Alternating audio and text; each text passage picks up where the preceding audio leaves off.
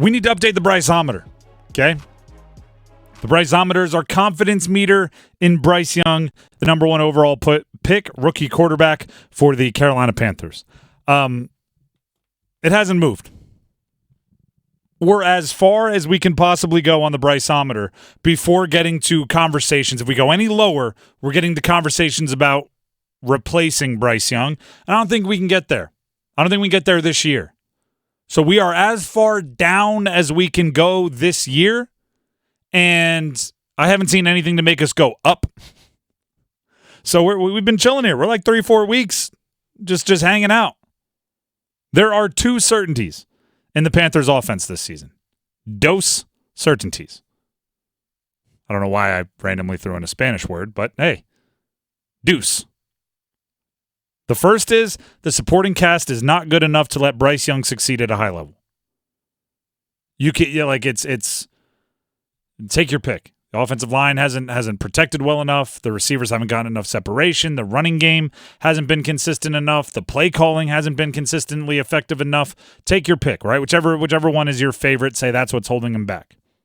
The second, though, is the second thing, and it's become more and more consistent over time, more and more obvious over time, is Bryce Young is panicking way more than I thought he would as a pro.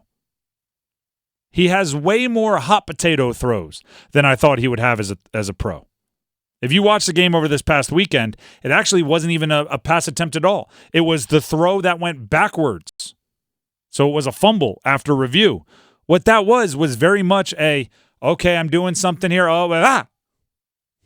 Didn't mean to scare you if I did, but that's kind of what it was like. The pocket can collapse around you, and you can still make a decision. That decision might be to take the sack, to throw it away, to throw it at someone's feet. But they're like the running back hadn't escaped to his left, and if he was just throwing it where he thought the running back should be, I guarantee you he wasn't thinking, our playbook has it drawn up so Miles Sanders or Chuba Hubbard, I don't know who was in, is going to be 2 or 3 feet behind me and 10 yards to my left.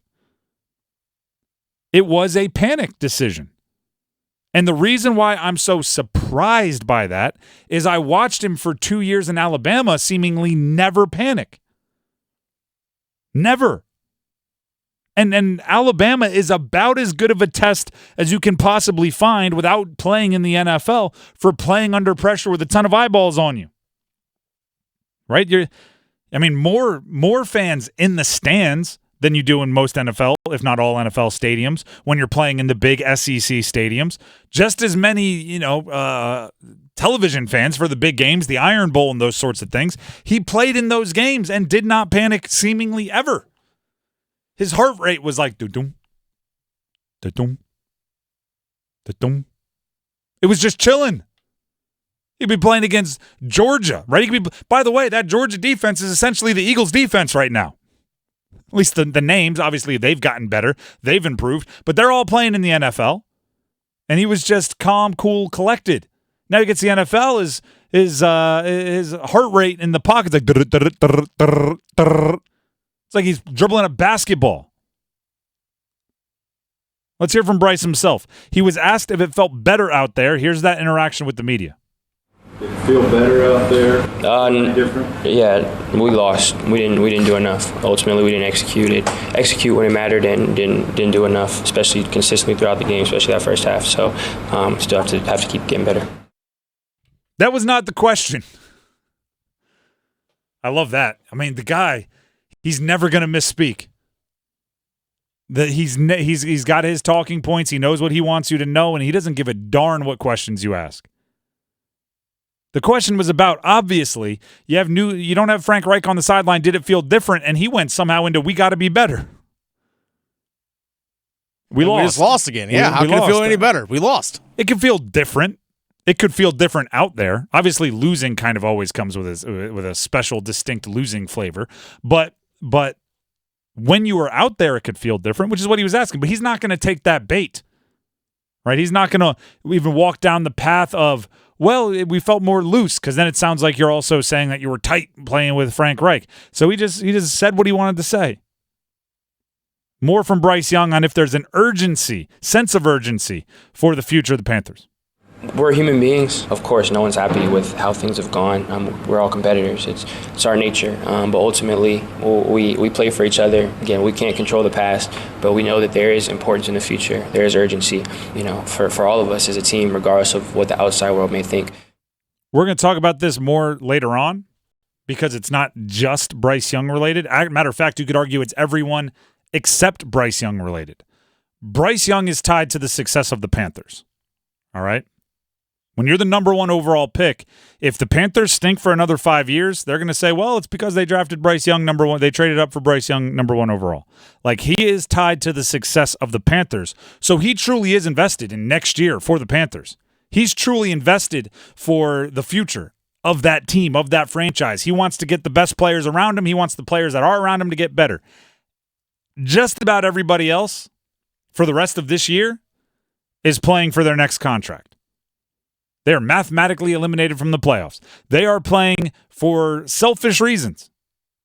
Just kind of, it's always the underlying thing in the NFL. It's a business. You're playing for the next contract, the next opportunity. You're auditioning for the next coach, the next GM, putting it on tape. But outside of Bryce Young, who is tied to the Panthers, unless you have a really long-term deal, you're auditioning. And then that becomes a weird flavor, weird tinge for the rest of this season. But going back to Bryce Young, going back to the confidence meter, quarterbacks are unjustly awarded win-loss records more than other positions. Right? You can play great. A good example this year has been Justin Herbert. Justin Herbert has thrown like 3 game-winning touchdowns that have been dropped by Quentin Johnston alone. Yeah. And it's like, oh, man, look at all those losses piling up for Herbert. I'm going, I don't know if you can really put that on him. But along those lines, how you play in clutch moments, how you play in need-to-score moments, that's fair to judge you on. And Bryce Young hasn't stepped up in the moments where the pressure gets greater. They've won 1 game. They've had the opportunity to win more, right? They might have been a play or 2 away from a few more. Now, I'm not going to go full Dabo Sweeney on you and say, hey, we're 5 plays away from being undefeated. Like, I'm not doing that. But I am saying that the panic, the skittish, the little bit of frazzled nature that I've seen from Bryce Young is concerning. And that's why, despite the fact that it's becoming more and more obvious that his supporting cast is holding him back in some way, I'm not moving the confidence level up in the Bryceometer. Because for every bit of like, well, he's being held back by that, I'm also getting he also panicked in that situation. He also looked skittish in that situation. Like, I said this on Friday, I want him to take ownership, right? I want him to get mad if it's warranted, right? If somebody does something wildly wrong, if we again see a running back and a tackle blocking the same guy while one of the outside rushers comes completely untouched, I want him to get mad. I want him to be furious. Right? This is a season where maybe some anger is warranted. I also wouldn't hate this. Right? If you want to scream his wide receivers aren't getting open, his linemen aren't blocking, throw the ball away. Right? And if you throw the ball away 2 out of 3 plays on a 3 and out, come to the sideline mad about it.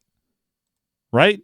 Find the receiver that should have beat his man. Let him know. Find the offensive lineman. I'm not saying dress them down. I'm not saying, embarrass them publicly and make sure the television cameras catch it. But I'm saying you can communicate in ways that are both respectful and stern.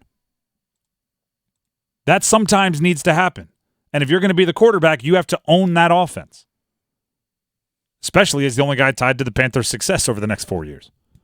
Hopefully 4. They pick up that 5th-year option. Might be the only guy currently on their offense that'll be here in 4 years. If he is, hopefully. Yeah. You'd like to think Icky, even if they move him into a guard. And Mingo, yeah. You'd like to think You'd Mingo. like to think both those guys. That's a harrowing thought. We don't got to go down that path.